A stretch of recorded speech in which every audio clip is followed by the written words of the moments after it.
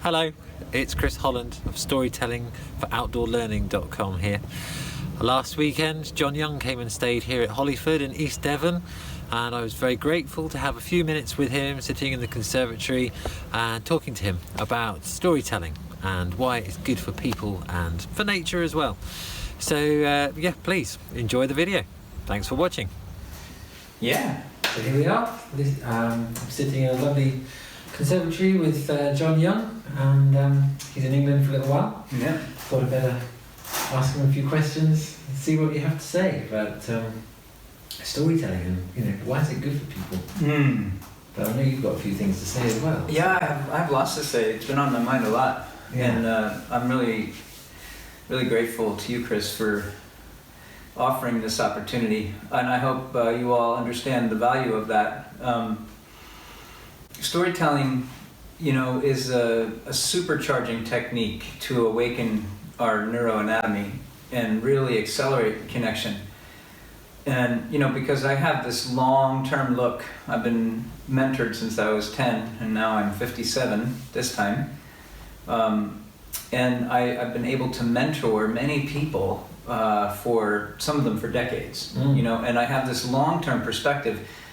They all kind of start out similarly, and then some really kind of stand out as moving quicker than the others, and then as I reverse engineer their experiences, those who took storytelling on as something that they integrated into their practices, they moved faster than people who didn't. So I think that's an important bit of data to pay attention to. Yeah. It clearly has an impact on us. So I took that thinking, and I went into various cultures that developed profound connection for everybody. So like all the children become amazing naturalist trackers, tremendous ecological knowledge, and I started to find a consistent pattern where storytelling was essentially facilitated in everyone. Where there's other cultures where a storyteller rises out and then becomes almost like a guild or a performing artist within the village. Yeah. And so they get this amazing benefit from being storytellers that others don't. Yeah. But they did know, hey, this person is really important to model around everyone else. So every family had the benefit. Like in Ireland, right, the storyteller would travel around. Yeah. But you notice in Ireland that everybody's a good storyteller also, right? And they're also very connected people. Yeah. So you see that correlation between storytelling and connection, in that. But when I'm with the San Bushmen, they make it a point, I like to say it this way, if the Department of Education mandates that everyone learns math, reading and certain skills, in order to function in the world, you might say that the Department of Education for the Bushmen says everyone becomes a storyteller. Yeah. You know what I mean? So they're not strict about that, but they model it multiple times a day, and everybody is facilitated to become a storyteller. So I think storytelling is I think we're just barely waking up now to the power of it. Yeah. But I also noticed recently a New York Times bestseller on storytelling as a really important part of developing your business.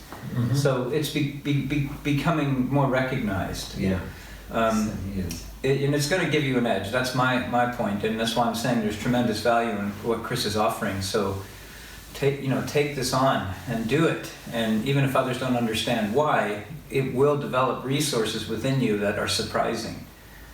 So that's what I would say. That's probably the most important thing I could offer in terms of the value of storytelling. I just think, why might that be true? And if you looked at your nervous system as a bunch of wires all coming into a central location, what would the switchboard be? And you might say, oh, it's the brain. Yeah, of course it is. But how do we interface with the brain? Like, can we go into our brain and hit a button, have a screen come up and tell us how our neuroanatomy is doing, right? Yeah. And I like to say that the storyteller's mind is that interface for us. Yeah. If I can tell a story and bring all my senses into the story, relive an experience of the past or relive within a traditional story framework, but bring it alive through all my senses as I'm telling the story, then all my systems are open. Yeah, yeah. And that I have control over, right? Yeah. That's the switchboard interface control that I have as a storyteller, right? Yeah. And as a person, when we've got those senses switched on, it brings our storytelling alive and makes it more interesting for people to listen to. And one of the things that is going on in the UK at the moment is a thing called Talk to Write there's a storyteller called Pi Corbett, who's bringing this sort of Talk to Write across the country to help children's literacy and raise the literacy. And so what I think I'm doing with the storytelling course is to help you become a better storyteller, but also through the storytelling and adding on the benefit of the outdoor learning and the nature connection is that it's building not only connections to literacy, but it's awakening the traditional human brain to sort of just bring our senses awake as much as possible. And I think that's how, in traditional storytellers in traditional cultures, there is the storyteller, but also everyone's got their own way of telling a story, and whether it's through dance and movement a bit more, or whether it's a bit of music, story seems to be this common thread that can lead people to new experiences as well. So what I'm thinking about is, if you're telling a story about a particular that has a tree in it, and you, as a storyteller, mention something about this particular plant, then next time the children who are listening to the story will notice that detail of, oh yeah, oak leaves of, different oak trees have got different kinds of oak leaves, and so, what kind of oak tree is it? And that curiosity can be awakened through the story.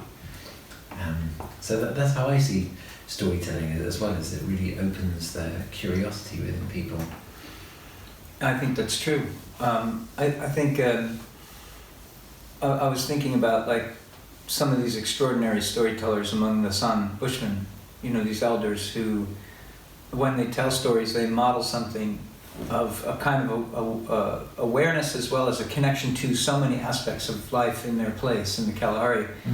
And they bring that forward with their bodies, with their faces, with their hands as they're telling stories. Their bodies, they're doing things, and they're using everything they've got to convey this. And when they're talking about the snake, their eyes become the snake, their head, their hand, their body. And I see that. It's like you can practice storytelling with your eyes and have some good storytelling with just your eyes, right? But then you can bring your face in and your eyes, and you see different levels of storytelling based on how much of the body they're actually using in the telling of the story.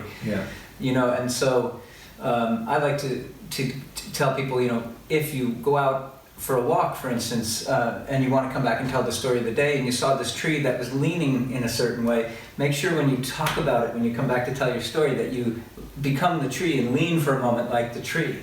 And bring that. So it's not just imitating moving things, it's also, that one rock that just made me think it was an old guy sitting like this, Even rocks can be imitated, so I think that the imitation form, and the more you can use your entire body and your face and your hand, to tell the story of the snake, this is going to really activate things in your nervous system. And I noticed that the people who are very uncomfortable using that physical expression are also less inclined to connect. And if I can get them to let their guard down a little bit and have some fun with expression physically, that their connection abilities immediately improve. So this is the correlation stuff I'm talking about.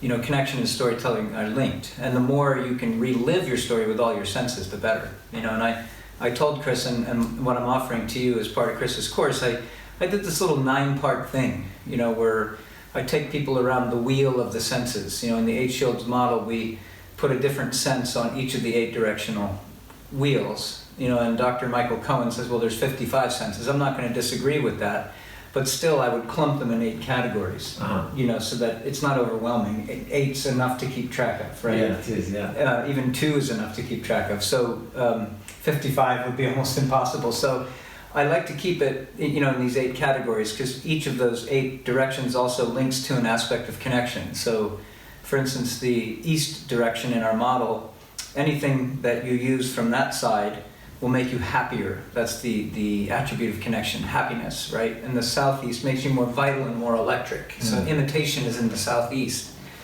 So what I did was I just took my iPhone and I said, okay, we're going to start in the east. And we're going to use our eyes because the east senses eyes. So go out on the landscape, take a walk around. So I literally walked outside with the phone and said, oh, there's that one tree, and it reminds me of this, you know, and that's where the chickadees were. So I'm going to name that one the cherry stump, and there's a fountain next to it, so it's the cherry stump fountain. So naming the landscape visually. And then going out and seeing the little dogwood tree that's in a yoga pose. My housemate says it looks like it's doing that one asana, you know. So we call it the yoga tree now, right? So I've got the cherry stump, which is a visual memory, and the yoga tree, which is an imitation memory. And I literally will take you around the 8 senses in a very short time. You know, the idea is go out every day, practice the visual sense, name a few things around your house, come back in and tell a story, and take someone on a visual journey of your walk today. And then tomorrow do an imitation walk, and take them on an imitation walk. And then the third day, what do you hear on the landscape, you know? And so we just go around and we build each of the 8 sense categories, and we bring it together in the last one where all of them are remembered at once, and you tell the whole story of this little circuit around your house, adding all the senses, you know. Fantastic. It's a simple little exercise, but it will build the storyteller's mind. And that's my offering to you and to what you're all doing here. I think you'll find it really useful. It's a perfect way for restoring the landscape and restoring our lives and our connections to nature. So how will people get hold of that, Jon? Well, they're going to have to get it from you, because I'm going to give it to you. All right, great. So Chris, tell them how it's going to be done. I will tell you. I'll put a little link underneath. So great. Thank you so much, Jon. It's amazing. Thank you, Chris. We just had a lovely little walk today as well, just up the landscape there, the valley behind us, and it's really nice to share that little bit of home with you. So thank you for sharing what you have. I'm so happy here. So happy. I hope you enjoy the journey with Chris, and I hope that what I offer makes a little difference for you. Thank you. Thank you. Storytelling for Outdoor Learning. .com. Hooray!